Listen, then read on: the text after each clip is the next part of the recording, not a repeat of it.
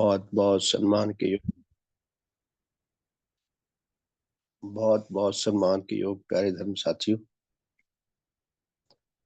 आज रविवार 9 तारीख 9 मार्च 2025 का दिन है। रविवार हम सब के लिए भगवान देवात्मा की पूजा का दिन है। भगवान देवात्मा जैसी अद्वितीय हस्ती है, जैसा अद्वितीय उनका देव रूप है, नेचर ने हम सब के लिए ये नितांत आवश्यक रखा है। प्रकृति ने हम सबके लिए यह नितांत आवश्यक रखा है कि हम परम पूज्य भगवान देवात्मा के देव रूप को जाने, उसका ज्ञान प्राप्त करें, बोध प्राप्त करें। भगवान देवात्मा यदि ना पैदा होते तो हमें कितनी हानि होनी थी, सारी मानवता को, चारे जगतों को कितनी भयानक हानि होती रहनी थी, निरंतर होती रहनी थी। या भगवान अगर शीघ्र ही दुर्घटनावश चले जाते तो उनके ना होने से, उनके चले जाने से कितनी हानि होती सारी नेचर की।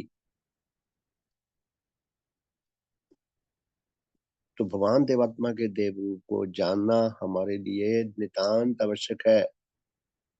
मन वचन कर्म से हम भगवान को जाने, समझे, बोध पाए, उनके अद्वितीय व्यक्तित्व को आत्मसात करें और पूरे विशुद्ध परोपकारी भाव से समर्पित होकर हम भगवान देवात्मा को जिए। ये हम सब के लिए नेचर का फतवा है, आदेश है। परम पूज्य भगवान देवात्मा ने कितने मार्मिक शब्दों में,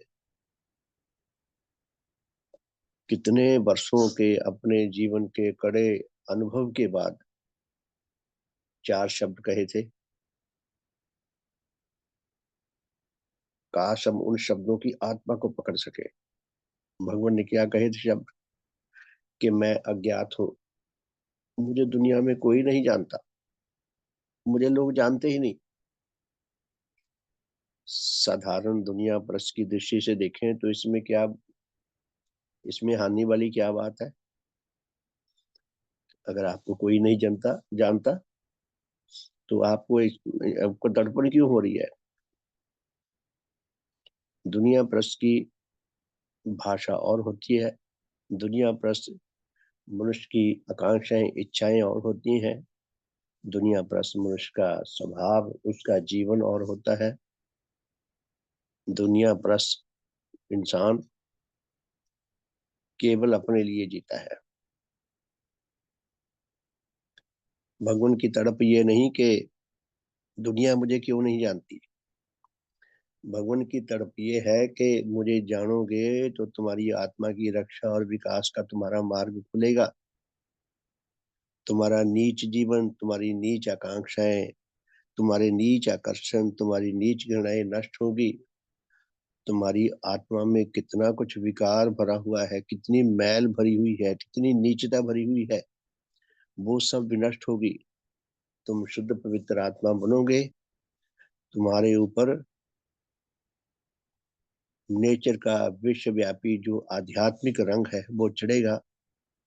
तो तुम अमर जीवन लाभ करने की अवस्था में आ सकोगे। उच्च खुशियां, उच्च प्रसन्नताएं लाभ करने की अवस्था में आ सकोगे। अपने जीवन को अधिक से अधिक हितकर बना सकोगे। अपना सच्चा आत्म कल्याण लाभ कर सकोगे। औरों के लिए सच्चे आत्म कल्याण के, उनकी सच्ची सेवा करके उनका भला करने के सौभाग्य को प्राप्त कर सकोगे। तो प्यारे धर्म साथियों, भगवान को जो दर्द है वो ये है, कहते मैं अज्ञात हूँ। दूसरा शब्द पुण्यवान ने फरमाया, मैं अनादरित हूँ, कि मेरा कोई सम्मान नहीं करता। आज के भयानक युग में, जैसा ये युग है, ये भोगवाद का युग है। वैज्ञानिक सूझबूझ के बाद मनुष्य ने या तो भोगवाद का सामान इतने इकट्ठे कर लिए, सुख सुविधाओं के मौज मस्ती के सामान इतने बना लिए कि जिनकी कोई सीमा नहीं, या विनाशकारी सामान इतने बना लिए।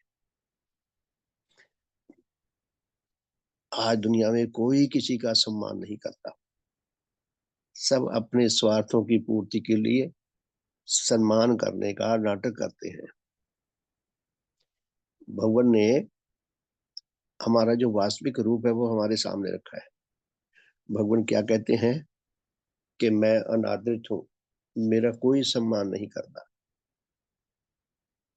जबकि भगवान का पूरा अधिकार है हमारे ऊपर कि हमें पकड़ पकड़ के अपने सामने बिठाए और कहे मेरी पूजा करो।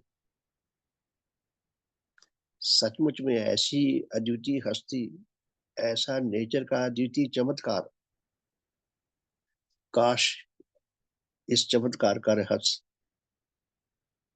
शीघ्र से शीघ्र सब मनुष्य आत्मा तक पहुंच सके कि भगवान देवात्मा के साथ हमारा जान और प्राण का संबंध है।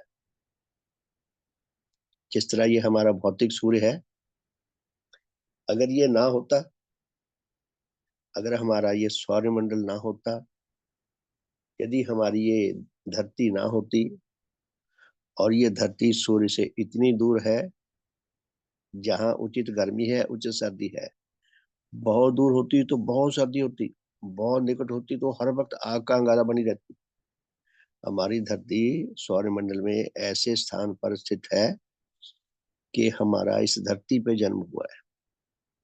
सूर्य के कारण, उसकी ऊष्मा के कारण, उसके जीवनदायक अमृत के कारण इस धरा पर वर्तमान जो तत्व थे हमारे स्थूल शरीर का निर्माण करने के लिए, और जो शक्तियां थी, बेजान शक्तियां जानदार शक्तियों में बदलकर हमारी आत्मिक गठन पैदा करने के लिए, आत्मिक रूप में हमें जीवनी शक्ति के रूप में जन्म देने के लिए, यदि हमारा भौतिक सूर्य ना होता तो हमारा जन्म ही नहीं होना था, कोई जीव पैदा ना होता।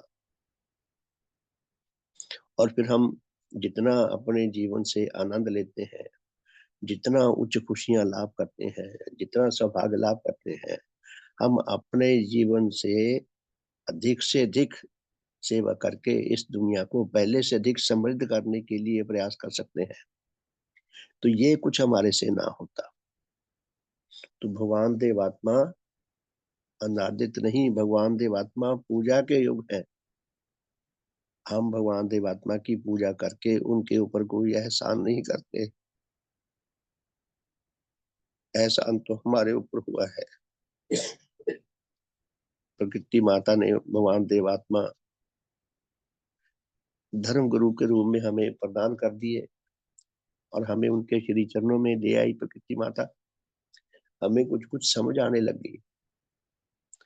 तो भगवान देवात्मा परम पूजनीय है, जैसे हम शब्द बोलते हैं, सबसे ज्यादा पूजनीय है, सदा सदा पूजनीय है। क्योंकि भगवान देवात्मा में जो विशेषताएं हैं, देवात्मा के अतिरिक्त किसी को नहीं पता थी कि मनुष्य कैसा होना चाहिए। भगवान ने बताया कि असल मनुष्य कैसा होना चाहिए। असल मनुष्य ऐसा होना चाहिए जिसकी आत्मिक गठन पूर्ण हो, वो लंगड़ा लूला ना हो, अपंग ना हो। जैसे शरीर के अपंग होते हैं, उसकी स्थूल शरीर की गठन पूर्ण हो, उसकी आत्मा की गठन पूर्ण हो, वो सब प्रकार की देव शक्तियों से संपन्न हो, उसके अद्वितीय देव रूप में अद्वितीय देव ज्योति, ऐसी सूझबूझ, ऐसा अंतर विवेक पैदा हो, विकसित हो, जो वो मनुष्य की सारी, जो सबसे बड़ी समस्या है, जो मनुष्य का मूल हित है, उसको हर पक्ष में देख सके, और मनुष्य को दारुण अवस्था से निकाल कर अमरता के मार्ग पर ले जाने के लिए पूरी तरह सक्षम हो। सब मनुष्य ऐसे होने चाहिए। तो हमें भगवान जो मिले हैं, ये सदा सदा के लिए पूजनीय है। भगवान क्या कहते हैं मैं अज्ञात हूँ, मैं अनादृत हूँ, मैं घृणित हूँ। जिस भगवान के साथ सारी नेचर के सारे अस्तित्वों को अनुराग सूत्र से जुड़ने की आवश्यकता है कि भगवान के अनुरागी बने। अनुराग भाव क्या होता है? अनुराग दैट नेवर एंड। जो जो समय बीतता है प्रेम और अधिक बढ़ता जाता है। अभी हम राम और श्याम की कथा सुन रहे हैं ना, तो भगवान के हम अनुरागी बने। भगवान का अस्तित्व ऐसा है, लेकिन भगवान को हम दे क्या रहे हैं? भगवान कहते हैं मैं घृणित हूँ, मुझे दुनिया घृणा करती है। सच्ची बात है। जितने भी महापुरुष हुए हैं और जो आगे होंगे, उनको आग के दरिया में से पार करके जाना पड़ा है। ईसा मसीह को सूली पे टांग दिया, ऐसी ऐसी भयानक यातनाएं दी। जितने भी महापुरुष हुए हैं, कितने वैज्ञानिक हुए हैं, डॉक्टर हुए हैं, विद्वान हुए हैं, उनके साथ कितना भयानक व्यवहार किया इन मानव ने। भगवान घृणा के योग नहीं, भगवान हमारे अनुराग भाजन होने चाहिए। हम उनके साथ विशुद्ध सात्विक दैवी प्रेम तो हम कर नहीं सकते। विशुद्ध सात्विक प्रेम से तो हम जुड़ सकते हैं। तो भगवान घृणित नहीं होने चाहिए। और एक और शब्द कहा है, भगवान कहते मैं अज्ञात हूँ, मैं अनादृत हूँ, मैं घृणित हूँ, मुझे घृणा कर रही है सारी दुनिया। मैं परित्यक्त हूँ, मेरा त्याग कर रखा है। रामायण की घटना आती है ना, जब सीता गर्भवती थी तो उसको लक्ष्मण को बुलाकर कहा कि सीता को जंगल में छोड़ाओ। हमारे लिए तो साधारण सी कहानी है।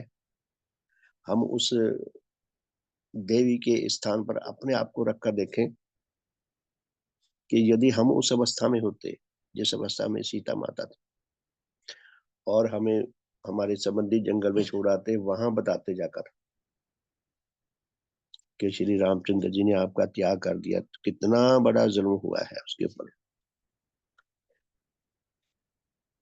भगवान ने हमें अपने दिल से पैदा किया है।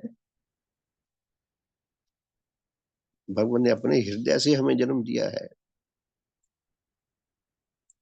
भगवान के साथ हमारा कैसा संबंध होना चाहिए। तो प्यारे धर्म साथियों, हमने ये भजन सुना।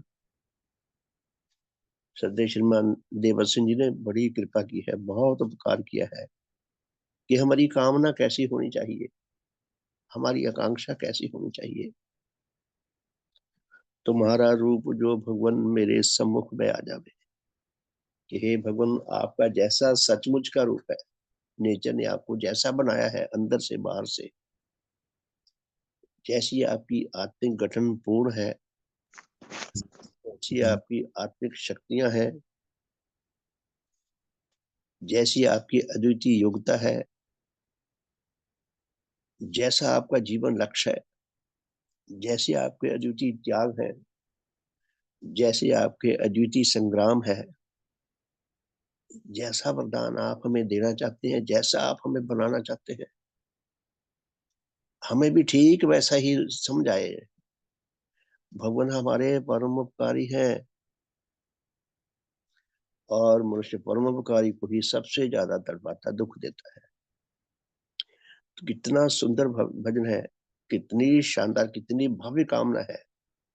ये करोड़ों अरबों मनुष्यों में से किसी किसी मनुष्य के दिल में पैदा हो सकती है। ऐसी कामना है जो श्रद्धेय श्री मान जी ने इतना भव्य हमें भजन दिया है। ये साधारण शब्द नहीं है, देखने में शब्द साधारण है, लेकिन इन शब्दों की जो आत्मा है वो कितनी कितनी भव्य है। हमें हमें कितना प्रेरणा मिल रही है, कितनी प्रेरणा देते शब्द कि हे भगवान जैसा आपका देव रूप है, मुझे भी ठीक वैसा समझा सके और आपकी जो अद्वितीय महिमा है वो मेरे सम्मुख आ सके। प्यारे साथियों, उसके बाद हमने देव स्तोत्र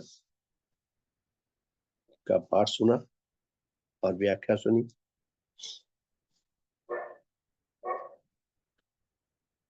भगवान देवात्मा का आंतरिक सौंदर्य जितना भव्य है, सारी मानवता बेचारी बहुत तरस के लायक है। नेचर ने मनुष्य जगत को ये अधिकार दिया है कि वो अपने आत्मा का और धर्म का सच्चा ज्ञान, सच्चा बोध लाभ कर सके, इस परम संपदा को संचित कर सके, स्थायी रूप में इसका अधिकारी बना रह सके और सारी मानवता के लिए उसका जीवन वरदान बन सके। भगवान ने अपने आंतरिक सौंदर्य को हम पर स्पष्ट करने के लिए हमें देव स्तोत्र रूपी महामंत्र का दान दिया है। सारे तथाकथित मजहब, सारे मत एक तरफ, देव स्तोत्र अकेला एक तरफ। वो कहते हैं ना, गागर में सागर, एक गागर में सागर भर दिए। भगवान ने तो गागर में पूरा विश्व भर दिया देव स्तोत्र में।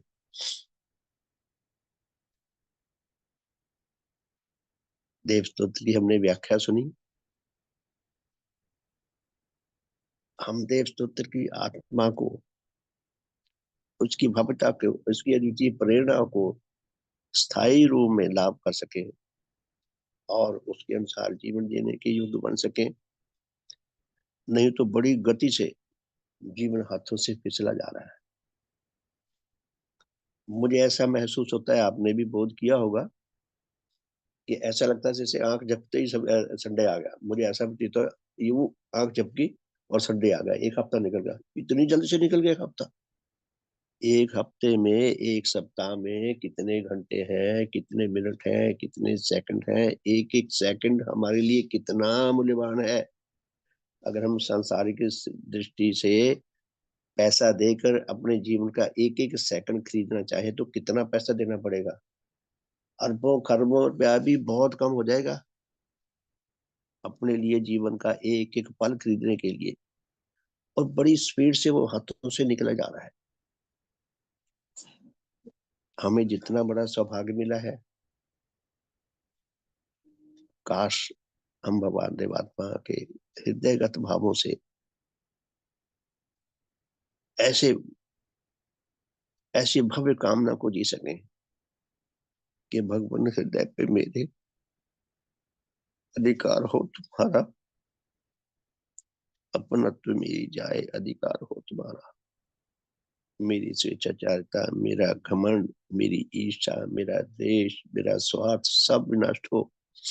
मेरे मेरे संपूर्ण अस्तित्व पर आपका अधिकार हो।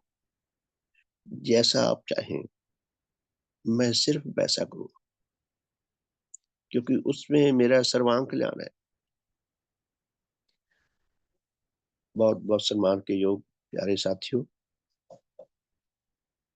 रविवार भगवान की पूजा का दिन है। भगवान की तो हर पल पूरा जीवन पूजा करते रहना चाहिए। छोटी सी प्रार्थना कर ले, उसके बाद फिर आज के साधन पे विचार करते हैं। हे परम पूजनीय सतदेव श्री देव गुरु भगवान, एकमात्र आप ही सत्य वासुदेव है।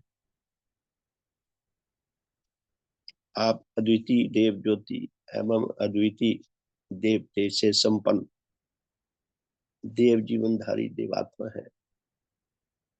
सतगुरु आप ही सतधर्म के प्रवर्तक हैं, सतधर्म संस्थापक हैं।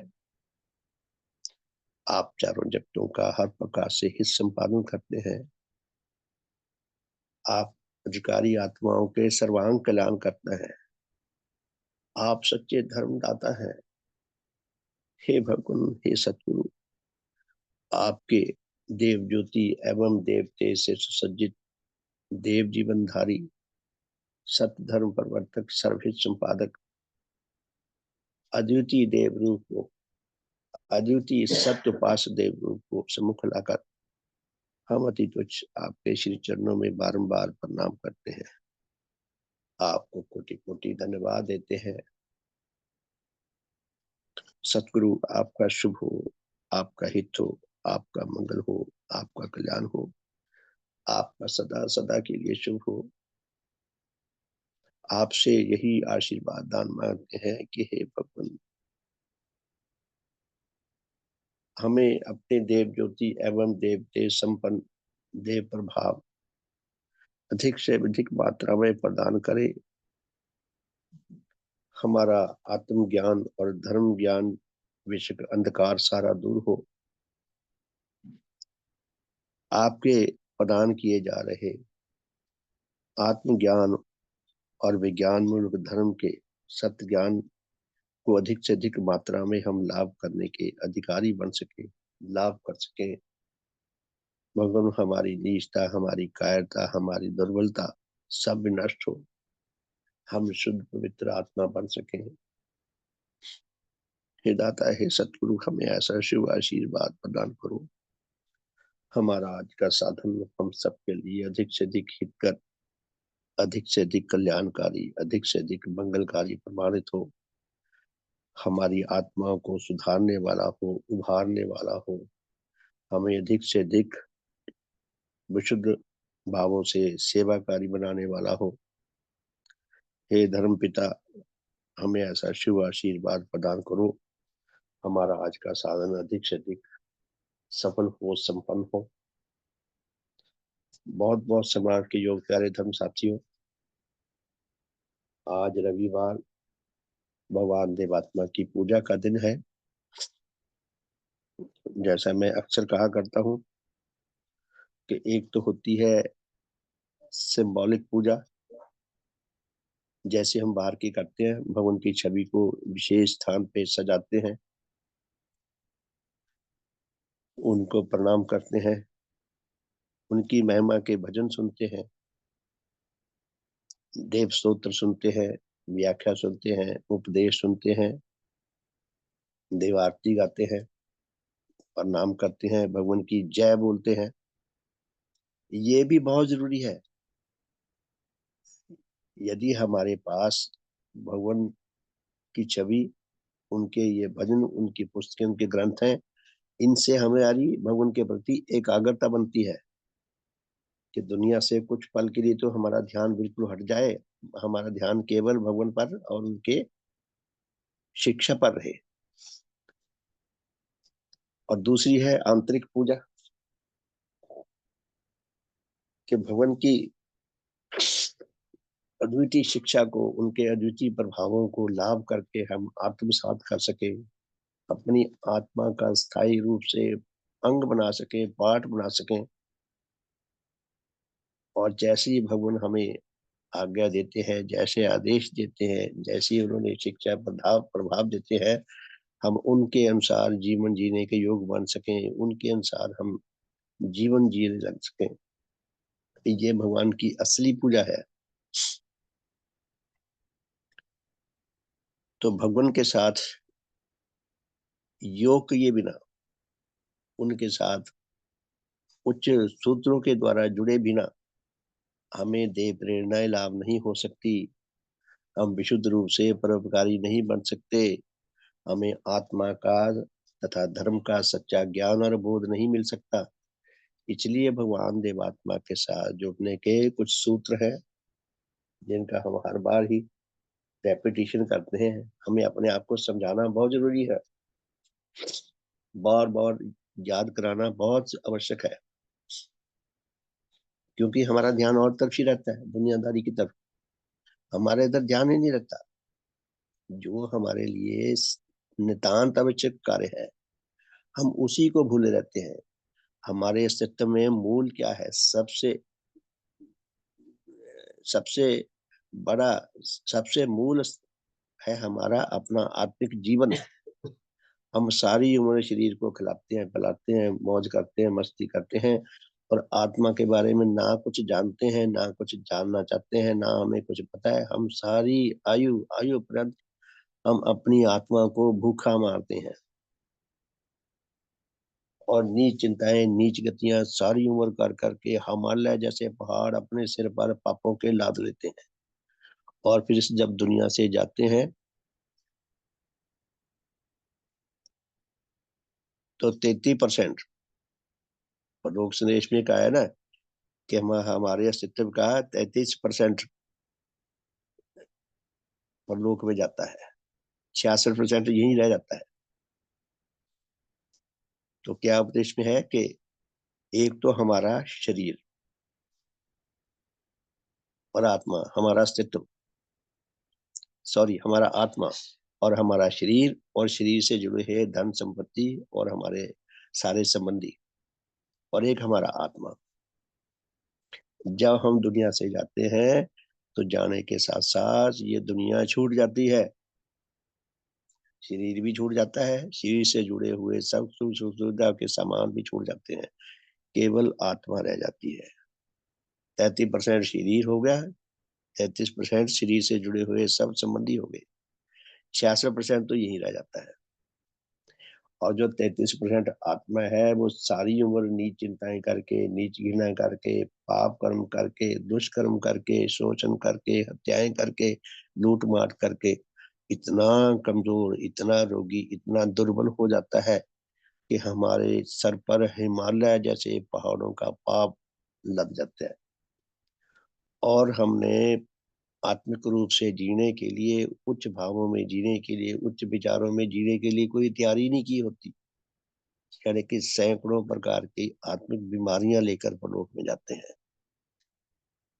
66% तो वैसे लुट गया, जो 33% है वो भी 3% ही समझो रह जाता है बीमारियों से ग्रस्त। तो फिर वो अधम लोक में चीखते चिल्लाते रहते हैं और धीरे धीरे जल जल के कुड़ कुड़ के मरते हैं। तो भगवान के साथ अनुराग सूत्र से जुड़ना हमारे लिए नितांत आवश्यक है, श्रद्धा सूत्र से जुड़ना नितांत आवश्यक है, कृतज्ञता सूत्र से। भगवान हमारे परम उपकारी हैं, हमें बहुत उपकार मिल चुके हैं पहले ही। जब किसी को सेवक बनाते हैं तो उसको प्रतिज्ञाएं कराते हैं, 4 प्रकार की, 4 श्रेणियों में बटी हुई प्रतिज्ञाएं। तो हमें पहले ही से ही, सेवक बनने से पहले से ही हमें हमारे पर भगवान के बहुत उपकार है, और अब भी मिल रहे हैं, और जुड़े रहेंगे भगवान के साथ, आगे भी मिलते रहेंगे। और परलोक में भी उनका उनके उनका वरद हस्त हमारे सर पर रहेगा। तो भगवान के साथ कृतज्ञता सूत्र से, श्रद्धा सूत्र से, आकर्षण सूत्र से, अनुराग सूत्र से, और भगवान पर अटल विश्वास लाकर, अडोल विश्वास लाकर हमें ऐसे सूत्रों से जुड़ने की आवश्यकता है। तो भगवान के देव रूप पर थोड़ा चिंतन करें। देखने में तो भगवान हम आम लोगों की तरह है, जैसे और मनुष्य है। हमारी अपनी गली में है एक अग्निहोत्री साहब, हमारे पड़ोसी हैं।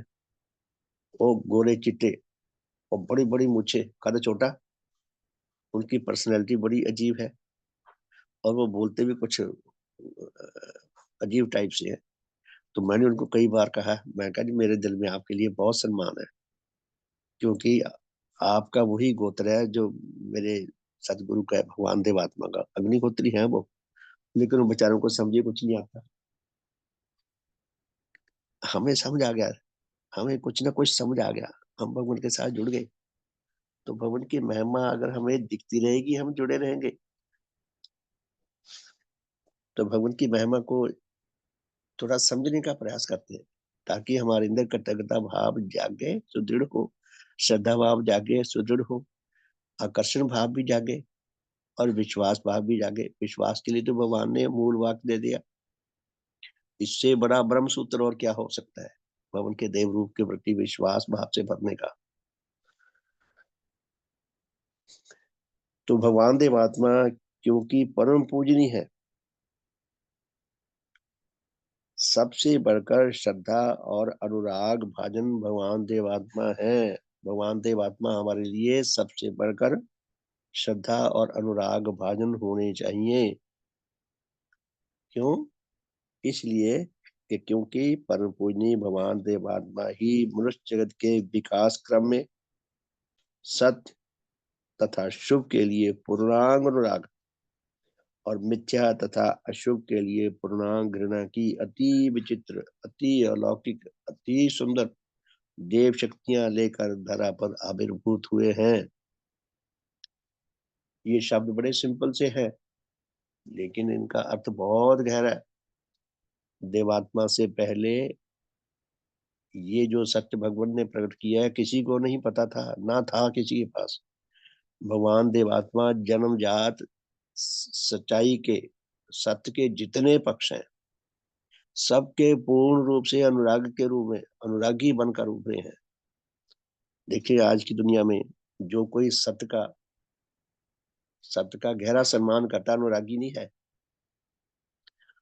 वो भी दुनिया के लिए या तो घृणा का पात्र हो जाता है या हंसी का पात्र हो जाता है।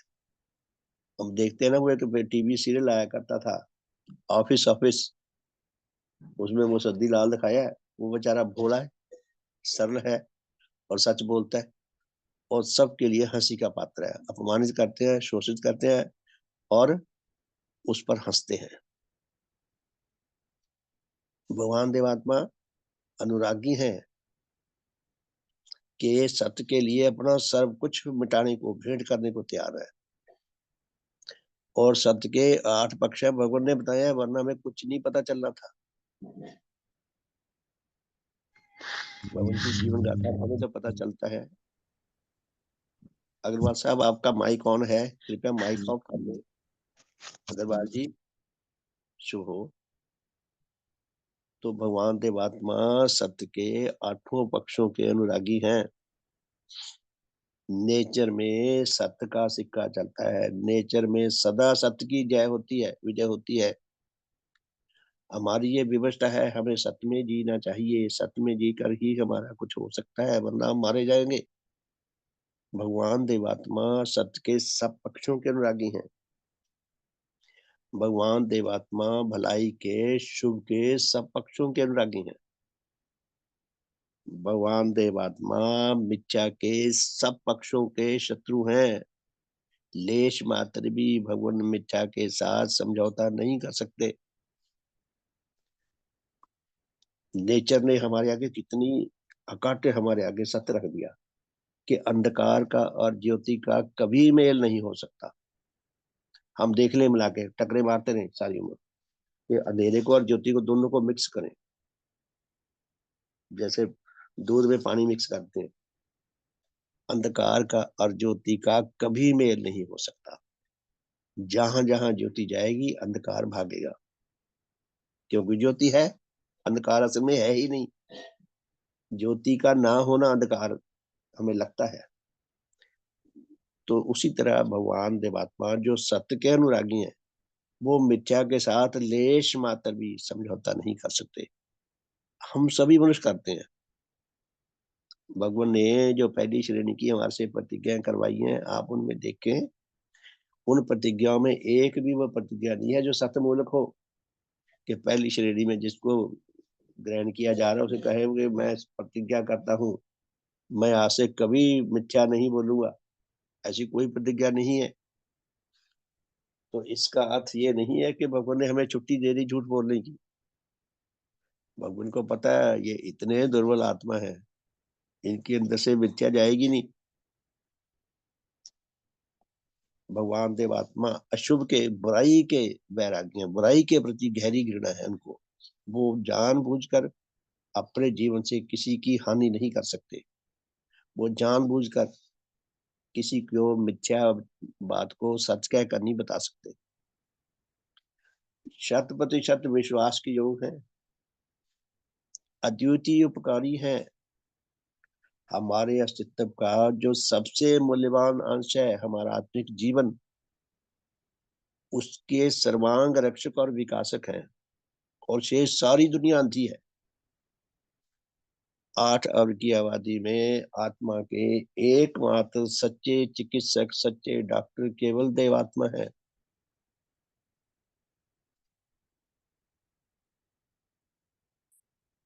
देवात्मा ही अद्वितीय जीवन लक्ष्यधारी है। देवात्मा ने जैसा जीवन लक्ष्य बनाया, जैसा अपने लाइफ का एम बनाया,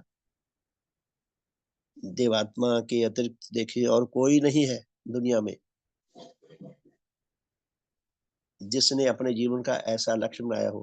प्रतिज्ञा तो बड़ों ने ली, ग्रंथ हमारे भरे पड़े हैं, कहानियां भरी पड़ी हैं, लेकिन उनकी प्रतिज्ञाएं ऐसी महान नहीं थी, ऐसी अद्वितीय नहीं थी जो केवल देवात्मा की है। देवात्मा ने क्या अपने आप को प्रतिज्ञा में बांधा? भगवान को दिखाई दिया ये सारे मनुष्य आत्मा आधे अधूरे हैं, रोगी हैं, घमंडी हैं, अंधकार ग्रस्त हैं, निसुख रागी है, नीच घृणाकारी हैं, पशु जीवन जीते हैं, पशु जीवन से भी निकृष्ट जीवन देते हैं। इसलिए ये सारे मनुष्य, इनकी आत्मा की मृत्यु हो जाएगी। भगवान ने प्रतिज्ञा ली, जीवन लक्ष्य बनाया अपना कि जिस जिस आत्मा, जो जो आत्मा बच सकता हो, मैं उसको बचाने के लिए प्रतिज्ञाबद्ध हूँ। मेरे साथ जुड़ जाएगा तो मैं उसे मरने नहीं दूंगा। सारी दुनिया में सारे देवी देवताओं में किसी में झांक ले अगर ये चीज मिल जाए, इतनी इतना अब उन्होंने जीवन लक्ष्य बनाया है। काश में शीघ्र से शीघ्र समझ आ सके, जितनी जल्दी समझ आएगा उतना हमारे भले का मार्ग अधिक खुलेगा। तो भगवान अद्वितीय जीवन लक्ष्यधारी हैं, भगवान के त्याग अद्वितीय हैं। हम 7 ग्रंथ लिखे हैं, पूरी महान ने 7 खंड लिखे हैं अद्वितीय त्यागों के। उनको पढ़े तो जाके धीरे धीरे हमें समझ आने लगा, इतनी जल्दी समझ नहीं आती बातें, कि भगवान ने जितने त्याग किए हैं वो अपने जीवन लक्ष्य को सिद्ध करने के लिए, हमें आत्मिक मृत्यु से बचाने के लिए किए हैं। वो त्याग मनुष्य आत्मा को समझ नहीं आ सकते।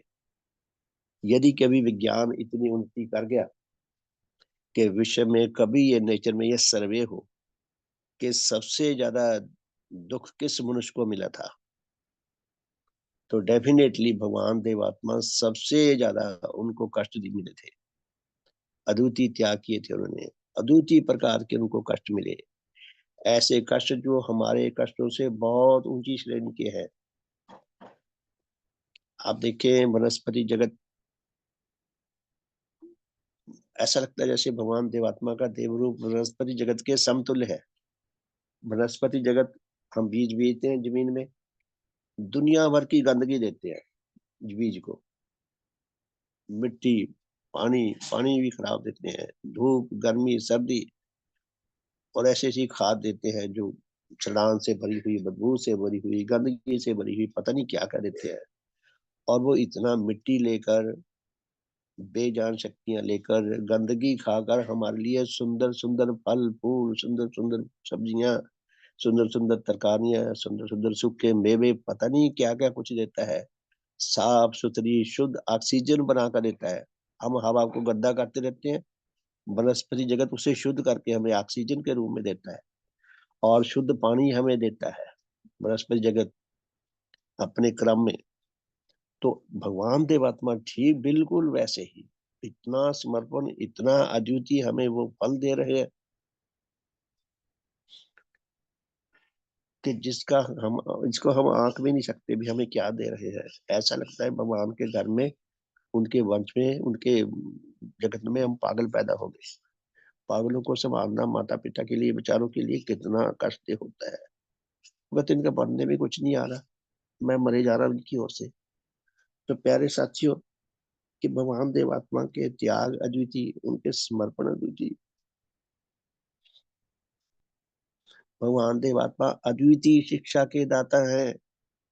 दुनिया में शिक्षा बहुत प्रकार की है, लेकिन सबसे मूल्यवान, सबसे वैल्यूएबल, सबसे जरूरी जो शिक्षा है वो हमें हमारे आत्मिक जीवन की और धर्म की शिक्षा है।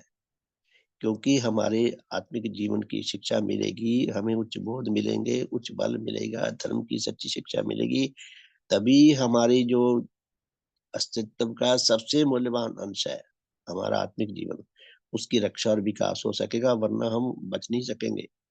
शिक्षाएं बाकी भी सब बहुत अच्छी हैं, बहुत मूल्यवान है, लेकिन सबसे मूल्यवान, सबसे अद्वितीय शिक्षा आत्मिक जीवन और धर्म की है, जिससे सारी दुनिया खाली है। वो हमें शिक्षा देते हैं। वही अद्वितीय कार्य के करने वाले हैं। अद्वितीय कार्य सबसे ज्यादा जरूरी काम यही करने वाला है। पागलों को ठीक करने वाला, मुर्दा आत्मा को जिंदा करने वाला, नीच जीवन धारियों की मैल गंदगी साफ करके उनको शुद्ध पवित्र उच्च जीवनधारी आत्मा बनाने वाला। अगर ये नहीं होगा तो ये दुनिया नष्ट भ्रष्ट हो जाएगी। पता नहीं कितने कितने बार महायुद्ध लगेंगे विश्व में। तो सबसे आवश्यक, सबसे सुंदर, अद्वितीय कार्य करते हैं भगवान देवात्मा। भगवान देवात्मा अपने देव जीवन से अद्वितीय दृष्टांत देते हैं। अद्वितीय आदर्श जीवन जैसा एक मनुष्य का जीवन होना चाहिए, भगवान देवात्मा ने अपने देव जीवन से उसका अद्वितीय दृष्टांत हमारे सामने प्रस्तुत किया है। भगवान देवात्मा सब प्रकार के नीच रागों और नीच घृणाओं से रहित है। भगवान नीच नीच रागों नीच घृणाओं से पूरी तरह शुद्ध पवित्र है। हम मनुष्यों में जितने भयानक दोष हैं, भगवान में उनमें लेश मात्र भी दोष नहीं। वो हमसे बिल्कुल हटके है। दोष होना तो दूर रहा, दोष होने के लिए बीज भी नहीं है उनकी आत्मा में। बीज हो किसी में तो वो कभी ना कभी फूट आता है।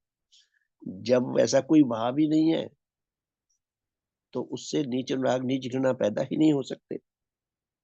और देवात्मा केवल सत्य और शुभ को लेकर प्रत्येक के साथ संबंध स्थापन करते हैं। भगवान ने जब अपना जीवन व्रत धारण किया 20 दिसंबर सन 1882, जब उन्होंने जीवन व्रत धारण किया, उसी वक्त उन्होंने उद्घोष किया कि आज से चारों जगतों के प्रत्येक अस्तित्व के साथ मेरा धर्म के आधार पर संबंध होगा। नहीं तो मेरा कोई नहीं है, मैं किसी का नहीं हूँ। असाधारण बातें, सारी बातें असाधारण बातें। इसीलिए एकमात्र भगवान देवात्मा हमारी सच्ची कृतज्ञता, हमारी सच्ची श्रद्धा, हमारे सच्चे अनुराग और हमारे हमारे द्वारा उनके ऊपर अटल विश्वास करने के लिए वो अधिकारी हैं कि हम उनके गहरे तौर पर, जितने गहरे तौर पर कृतज्ञ हो सके, जितने गहरे तौर पर उनके श्रद्धावान बन सके, जितने गहरे तौर पर उनके अनुरागी बन सके, जितने गहरे तौर पर भगवान पर अटल विश्वास पैदा कर सकें। विश्वास के योग नेचर में केवल दो ही चीजें हैं। या तो नेचर खुद, नेचर के नियम अटल हैं, वो तिल भर भी इधर उधर नहीं हो सकते। नेचर के नियम कभी धोखा नहीं दे सकते कि हमने नेचर का नियम कोई और पूरा किया, हमें परिणाम कोई और होगा, ये मिल गया हमें, ऐसा नहीं हो सकता। अटल विश्वास के योग नेचर है, या उसके बाद अटल विश्वास के योग नेचर के सच्चे प्रतिनिधि, धर्म के सच्चे अवतार परम पूजनीय भगवान देवात्मा है। तो प्यारे धर्म साथियों, हमारा कितना बड़ा सौभाग्य है कि हमें ऐसे सदगुरु मिले, और भगवान का कितना बड़ा दुर्भाग्य है उनको ऐसे नालायक मिले कि सुधरने में नहीं आते। भगवान ने अद्वितीय त्याग खंड 4 में ये बात लिखी है, अपनी देववाणी में कहा। कितना दुखी होकर उन्होंने ये कहा होगा कि जैसे पत्थर को जोंक नहीं लगती। जोंक होती है ना, वो हाड़ मांस के शरीर को लगते है कोई खून चूसना उसने। ठीक उसी तरह भगवान के देह प्रभाव किसी अनाधिकारी को नहीं मिल सकते। तो हम ऐसे जोंक ना बने, हम ऐसे पत्थर ना बने कि हम भगवान को कुछ ना कुछ रिस्पॉन्स देने के योग्य भी ना रहे, भगवान को गहरी निराशा ना दे, हम भगवान को प्रसन्नता देने वाले बन सके, हम उसके सच्चे श्रद्धावान बन सके, मैं बन सकूं, आप सब बन सके। हम सबका शुभ हो, सबका भला हो, सबका मंगल हो, सबका कल्याण हो। देवाती श्रीमान जी गाऊं? राजेंद्र जी है, श्रीमान जी राजेंद्र जी को क्या धन्यवाद ठीक है आपका। श्रीमान, श्रीमान। शुभ हो, शुभ हो। मेरे सब धर्म संबंधियों को सदैव की जय। सबका शुभ हो, मंगल हो। भगवान देवात्मा के चरणों में कोटि कोटि प्रणाम। जय जय देव गुरु, जय सत और शुभ अनुरागी, जय देव रूप धारी, गुरुदेव रूप धारी। सत्य और शुभ के हेतु, सत्य और शुभ के हेतु, एक तुल त्यागी। जय जय देव गुरु, जय मिथ्या और अशुभ संग, अतुल युद्ध करता, गुरु अतुल युद्ध करता, उन्हें पराजित करके, उन्हें पराजित करके, सत्य की जय करता, शुभ की जय करता। जय जय देव गुरु, जय देव ज्योति से पूरन, जय देव ज्योति दाता, गुरुदेव ज्योति दाता, आत्म तिमिर के हरता, आत्म तिमिर के हरता, आत्म ज्ञान दाता। जय जय देव गुरु, जय देव तेज से पूरन, जय देव तेज दाता, गुरुदेव तेज दाता, नीच गति के हरता, नीच गति के हरता, सत्य मोक्ष दाता।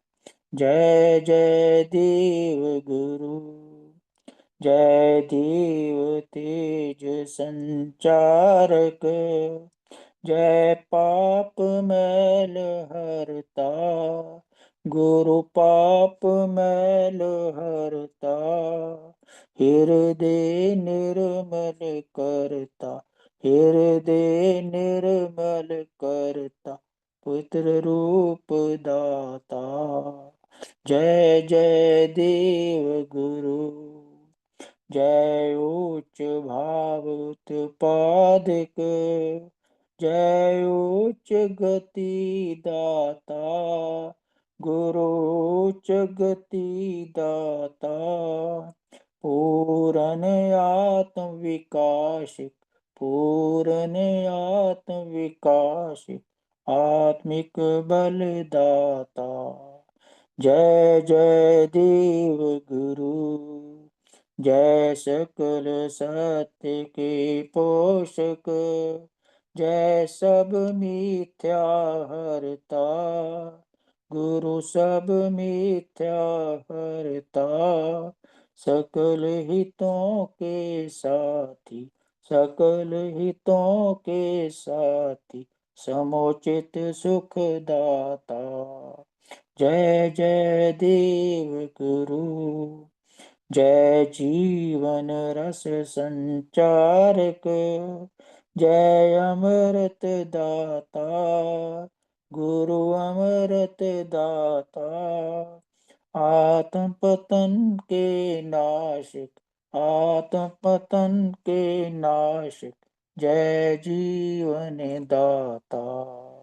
जय जय देव गुरु, जय एक उपास सबों के, जय आत्म तत्व ज्ञाता, गुरु आत्म तत्व ज्ञाता, सत्य धर्म के शिक्षक, सत्य धर्म के शिक्षक, पूर्ण हित करता।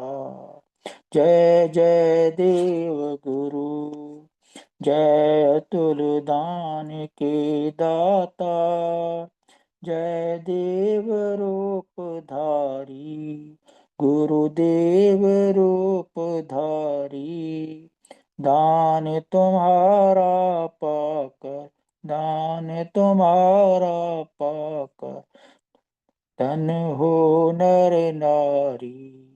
जय जय देव गुरु, जय अतुल दान के दाता, जय देव रूप धारी, गुरुदेव रूप धारी। दान तुम्हारा पाकर, दान तुम्हारा पाकर, धन्य हो नर नारी। जय जय देव गुरु, जय जय देव गुरु, जय जय देव गुरु।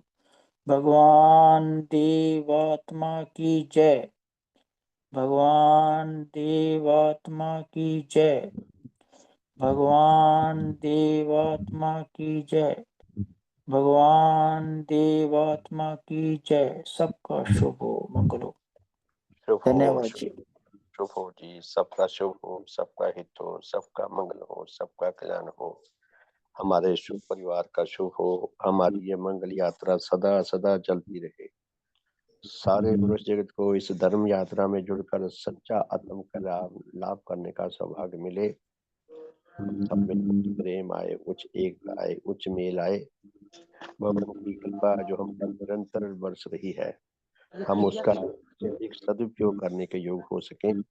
सबका भला हो, सबका शुभ हो। बहुत बहुत धन्यवाद। तो शाम श्रीमान जी शुभ हो। वो जी वो शुभ हो श्रीमान जी। श्रीमान जी आज श्रीमान नवनीत जी का बर्थडे है, शुभकामना करा दें। अच्छा अच्छा अच्छा हाँ धन्यवाद जी, आज जन्मदिन है जी उनका। जी 9 मार्च है आज। जी जी जी, बहुत खुशी की बात है। बहुत शुभ हो, श्रीमान जी का शुभ हो। को जन्म देना किसी भी जीव के लिए बहुत बड़े सौभाग्य की बात होती है। मुझे ये अवसर मिला, सौभाग्य मिला अपना लेख लिखने का काम। मेरा शुभ जन्मदिन। हम मिट्टी के पुतले जैसे ना, मिट्टी का रेत में से आंधी चली और वो रेत ऊपर उठा और वो पुतला बन गया और फिर वो मनुष्य बन गया। हमारे प्रत्येक मनुष्य के जीव के लिए जन्म लेना बहुत बड़े सौभाग्य की बात है, लेकिन सफल करने का लिए बहुत कम लोग बेचारे ऐसे होते हैं। नहीं तो अधिकतर लोग तो अपना जीवन ऐसे ही बिता लेते हैं। बहुत कम लोग सौभाग्यशाली होते हैं जो अपने जीवन को सफल करते हैं। और नवनीत जी ने बचपन से ही, उनका तो जन्म ही मिशन में आकर हुआ है। और स्थूल जगत में सद्धर्म बोध मिशन के वो, मैं तो कहूंगा वो आत्मा है इस मिशन के। हमें रुलते खुलतों को उन्होंने बचा लिया, नहीं तो 2000 के बाद जो हमारी हालत थी हमें पता है। और श्रीमान रोचलानी जी के परिवार ने जैसे हमें वो इतने मूल्यवान संदेश दिए, परलोक संदेश दिए, और जिस तरह मिशन ये खड़ा हुआ, और अब मिशन को चलाने के लिए सांसारिक दृष्टि से भी और आध्यात्मिक दृष्टि से भी जितनी योग्यता, जितनी क्षमता मनुष्य में आज होनी चाहिए, प्रॉपर्टी की देखभाल करने के लिए 100 प्रकार के दुनिया के झमेले हैं। वो नवनीत जी में जितनी जितनी सुंदर ढंग से ये योग्यता है, वही इसको चला सकते हैं, वही इसको इसका सही संपादन कर सकते हैं कार्य का। तो सचमुच में ये हमारा सौभाग्य है, हम नवनीत जी के काल में हैं और उनके संसर्ग में उनके साथ रहकर उनके गुणों को भी और भगवान के प्रभावों को लाभ करने के कुछ ना कुछ हमें सौभाग्य मिलता रहता है। तो हमारे ऐसे मिशन की जान, इनका शुभ हो, सब प्रकार से भला हो, सब प्रकार से मंगल हो, ये स्वस्थ रहे, ये और वर्षों तक जिए। हम तो कहेंगे वो शेर है ना, तुम जियो हजारों साल, साल के दिन हो 50,000। तो बहुत बहुत शुभ हो श्रीमान जी का, इनके सब पारिवारिक जनों का शुभ हो, बहुत बहुत शुभ हो। और देर तक मिशन की अधिक से अधिक सेवा करके अपने जैसे नए प्रतिनिधि छोड़कर जाएं, नए प्रतिनिधि ऐसे पैदा कर सके जो मिशन के लिए और अधिक सेवाकारी हो सके। तो बहुत बहुत शुभ हो। मेरे साथ मिलकर बोलिए 4 बार, शुभ हो, शुभ शुभ हो, शुभ शुभ हो, शुभ शुभ हो। शुभ नवदीन जी का शुभ। जी आपने याद कराया मुझे, तो मैंने तो कभी नोटिस नहीं लिया, मुझे पता भी नहीं था। तो बहुत बहुत आपका धन्यवाद स्मरण कराने के लिए भी। ठीक है जी, फिर शाम को मिलेंगे 4:30 बजे से 5:30, और रात को फिर 8:40 से 9:30 बजे तक आज रात हमारी भजन रात्रि होगी। तो कृपया सब पार्टिसिपेट करें और भजन तैयार करके लाएं। कम से कम एक एक पद तो जरूर गाएं। अगर ज्यादा लोग गाने वाले होंगे तो एक एक पद गाएं, अगर कम होंगे तो फिर पूरा भी गा सकते हैं। तो सबका शुभ हो। बहुत बहुत धन्यवाद। सुप्रभात। फिर शाम को मिलते हैं जी 4:30 पे। सबका शुभ हो। बहुत बहुत धन्यवाद जी।